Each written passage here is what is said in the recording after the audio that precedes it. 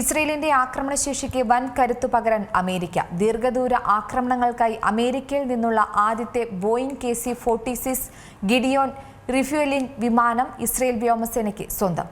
ഇസ്രയേലിന് കൂടുതൽ കരുത്തു പകരാൻ വേണ്ടി തന്നെയാണ് പ്രതിരോധ മന്ത്രാലയം ഇപ്പോൾ പുതിയ 6 KC-46 വിമാനങ്ങൾ വാങ്ങാൻ തീരുമാനിച്ചിരിക്കുന്നതിൽ ആദ്യത്തെ വിമാനമാണ് ഇപ്പോൾ ലഭിക്കുന്നത്. ഫൈറ്റർ ജെറ്റുകൾക്കും മറ്റ് വിമാനങ്ങൾക്കും ആകാശത്ത് വെച്ച് തന്നെ ഇന്ധനം നിറയ്ക്കാൻ സഹായിക്കുന്നതിനൊപ്പം തന്നെ സൈനിക ആവശ്യങ്ങൾക്കും അതുപോലെ തന്നെ ചരക്കു നീക്കത്തിനും ഉപയോഗിക്കാൻ കഴിയുന്ന മൾട്ടി റോൾ വിമാനം കൂടിയാണിത്. പ്രത്യേകിച്ചും ഇറാനുമായിട്ടുള്ള സംഘർഷ സാധ്യത നിലനിൽക്കുന്ന സാഹചര്യത്തിൽ ഏകദേശം 3000 കിലോമീറ്റർ വരെ ആകാശത്ത് നിർത്താതെ തന്നെ ഇസ്രയേലിന് പറക്കാൻ ഇതിലൂടെ സാധിക്കും. ഏകദേശം 2000 കിലോമീറ്റർ അകലെയുള്ള ഇറാനിലെ ലക്ഷ്യസ്ഥാനങ്ങളെ ഇസ്രയേലി യുദ്ധവിമാനങ്ങൾക്ക് ഒരൊറ്റ ടാങ്ക് ഇന്ധനം ഉപയോഗിച്ചുകൊണ്ട് പറന്നെത്താൻ കഴിയാത്ത ആ ഒരു പരിമിതിയെ മറികടക്കാൻ വേണ്ടി തന്നെയാണ് ഇപ്പോൾ ഈ റീഫ്യൂവലിംഗ് വിമാനങ്ങൾ ഉപയോഗിക്കുന്നത്. KC-46 വിമാനങ്ങൾ എത്തുന്നത് അതിനുവേണ്ടി തന്നെയാണ്. ഈ യുദ്ധത്തിൽ ഇസ്രയേലിന്റെ 707 വിമാനങ്ങൾ ഉപയോഗിച്ചിരുന്നെങ്കിൽ പോലും പ്രധാനമായും അമേരിക്കൻ വ്യോമസേനയുടെ KC-135 സ്ട്രാറ്റോ ടാങ്കർ വിമാനങ്ങളെയാണ് ഇസ്രയേൽ ആശ്രയിച്ചത്. പുതിയ 46 വിമാനങ്ങൾ കൂടി വരുന്നതോടുകൂടി ഇസ്രയേലിന്റെ കരുത്ത് ഇരട്ടിയായി വർദ്ധിക്കുമെന്ന കാര്യത്തിൽ സംശയമില്ല. ഇറാനിൽ നടന്നിരിക്കുന്ന യുദ്ധത്തിൽ ഇസ്രയേൽ വ്യോമസേന വലിയ തോതിലുള്ള ആക്രമണങ്ങൾ അഴിച്ചുവിട്ടിരുന്നു. അതിന്റെ ഭാഗമായി എയർ ഡിഫൻസ് സിസ്റ്റങ്ങൾ, ബാലിസ്റ്റിക് മിസൈൽ ലോഞ്ചറുകൾ, ആയുധ നിർമ്മാണ കേന്ദ്രങ്ങൾ, ആണവ നിലയങ്ങൾ, സൈനിക ആസ്ഥാനങ്ങൾ അങ്ങനെ നിരവധി മേഖലകളിലായിരുന്നു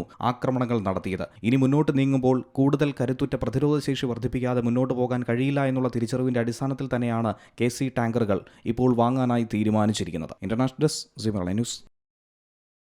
ഏറ്റവും പുതിയ വാർത്തകളും വിശേഷങ്ങളും വിരൽ തുമ്പിലറിയാൻ സീ മലയാളം ന്യൂസ് എല്ലാ ഡിജിറ്റൽ പ്ലാറ്റ്ഫോമുകളിലും ലഭ്യം.